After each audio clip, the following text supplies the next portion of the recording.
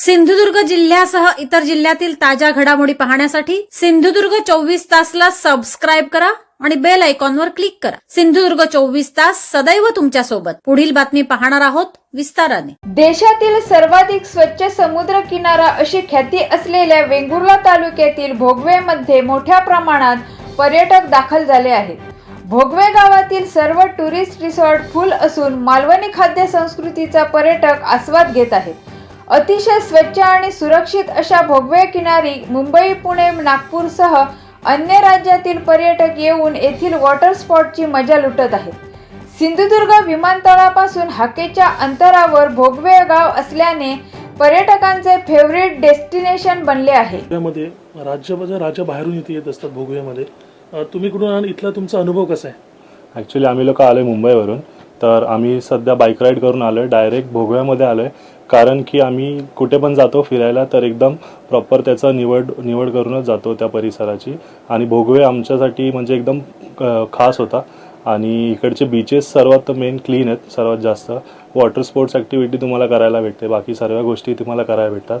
आणि परिसराची खूपच सुंदर अशी एक इकडे ठिकाण आहे परिसराचं। स्पेशल म्हणजे लीलाचं इथे मालवणी स्पेशल जेवण मिळतं, कसं वाटलं तुम्हाला? जेवण एकदम उत्तम आहे आणि खरंच बोलायचं म्हणलं तर एकदम घरची टेस्ट आहे आणि खूपच छान वाटलं जेवण। तुमचं नाव? माझं नाव मयूर जायगडे। म्हणजे खरं सांगायचं तर भोगवे आम्ही का निवडलं किंवा नवीन वर्षाच्या स्वागतासाठी आम्ही इथे का आलोय, तर त्याचं रिझन असं आहे की आम्ही एका फ्रेंडच्या थ्रू त्यांनी आम्हाला रेफर केलेलं की इथले बीचेस खूप क्लीन आहेत। इवन तुम्हाला इथली हॉस्पिटॅलिटी, इवन स्पेसिफिकली लीला बांबू हाऊस का, तर इथलं जेवण घरगुती पद्धतीने मिळणारं कोकणी जेवण म्हणा किंवा इथल्या सगळ्यांचा स्वभाव म्हणा किंवा तुम्हाला इथे सगळं ट्रीट कसं केलं जातं किंवा आजूबाजूचा परिसर कसा आहे, निसर्ग किती छान आहे, नंतर शेजारी निवती फोर्ट आहे, निवती बीच आहे। सो ह्या सगळ्या गोष्टींसाठी आणि देवबाग बीच एकदम समोरच आहे आणि जवळ पण आहे। सो वॉटर स्पोर्ट्स आणि या सगळ्या ॲक्टिव्हिटीजसाठी तर म्हणायचं म्हटलं तर आयडल स्पॉट आहे भोगवे राहण्यासाठी। तुमचं नाव आणि तुम्ही कुठून आला? माझं नाव रविकांत आहे, मी पुण्यावरून आलोय। 31 डिसेंबर आहे आणि नवीन वर्ष स्वागतासाठी कसं वाटलं भोगवे आणि तुम्हाला सिंधुदुर्ग कसं वाटलं? भोगवे खरंच खूपच सुंदर आहे। खरं तर आम्ही भोगवे हे निवडलं कारण की आम्हाला असं कळलं की भोगवे हे नॉमिनेट झाले सगळ्यात स्वच्छ सुंदर बीचेससाठी। व्हाईट सँड क्लिअर बीचेस, इकडचे वॉटर स्पोर्ट्स खरंच खूप चांगले आहेत। आणि इकडनं आम्ही निवटीचा पूर्ण प्रवास केला। निवटीचं लाईट हाऊस, म्हातारीची चूल, खूपच छान पॉईंट्स दाखवले गेले। आणि इकडे आम्ही स्कुबा डायव्हिंग पण केलं। फर्स्ट टाइम आमचा लाईफचा एक्सपिरियन्स होता, खूपच छान होता। खूप भीती वाटली अगोदर, पण नंतर त्यांनी एवढ्या छान पद्धतीने स्कुबा करवलं की आम्हाला असं काय वाटलंच नाही आणि खूपच सुंदर झालं ते एकदम। म्हणजे आमचा लाईफचा हा फर्स्ट एक्सपिरियन्स होता, खूपच छान होता स्कुबाचा। आणि अजून काय मालवणी जेवणाचा आस्वाद घेतला कसा? लीलाज मध्ये कसं? हो खरंच खूपच छान आहे जेवण, एकदम घरासारखं आहे, असं प्रॉपर मालवणी चव, इकडचं सगळं परिसर, व्ह्यू एकदमच छान आहे, असं एकदम मन आकर्षित झालं। तुमचं नाव? शिवानी मयूर जायगडे। गावामध्ये पर्यटनाचा हंगाम सुरू झालेला आहे, 31 डिसेंबर येतोय, कशा प्रकारे पर्यटनांचा उत्साह इथे आपल्याला पाहायला मिळतो? बघा, मी एक ह्या गावातला पर्यटन व्यावसायिक आहे। मी महेश सामंत, लीलाज बांबू हाऊस नावाचं एक पर्यटन प्रकल्प मी चालवतो।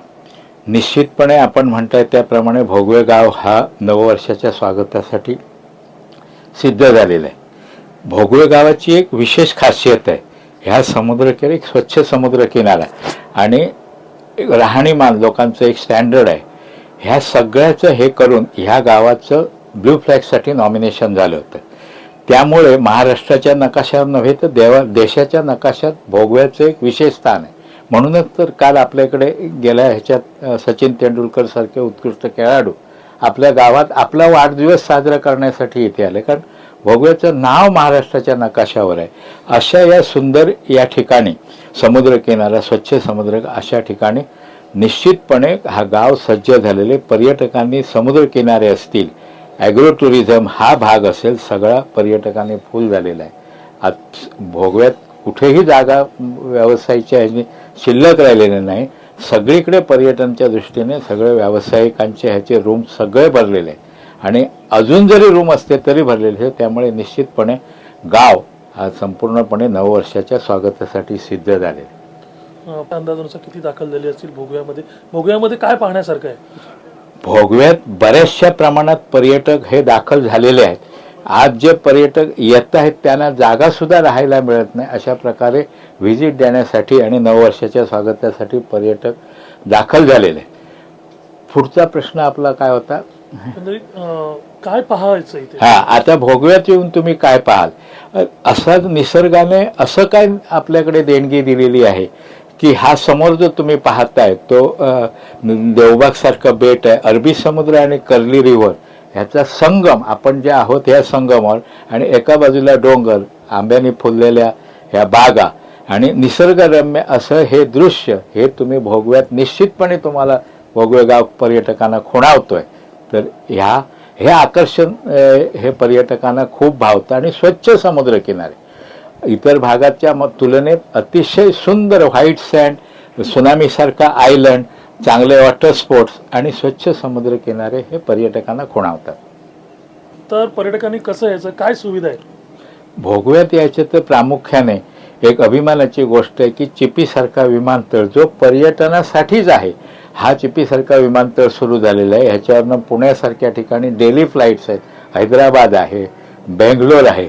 त्याशिवाय रेल्वे, सगळ्या प्रकारच्या रेल्वे ह्या आपल्या इथून जवळ आहे, कारण 22 किलोमीटरवर कुडाळ आहे, रेल्वे स्टेशन आहे. तर ही साधनं आणि मुंबई गोवा आता पूर्णत्वास आलेला आहे. तर ह्या सगळ्या माध्यमातून पर्यटक या ठिकाणी भेट देत आहेत. सिंधुदुर्ग जिल्ह्यासह इतर जिल्ह्यातील ताज्या घडामोडी पाहण्यासाठी सिंधुदुर्ग 24 तासला सबस्क्राईब करा आणि बेल आयकॉनवर क्लिक करा. सिंधुदुर्ग 24 तास सदैव तुमच्या सोबत.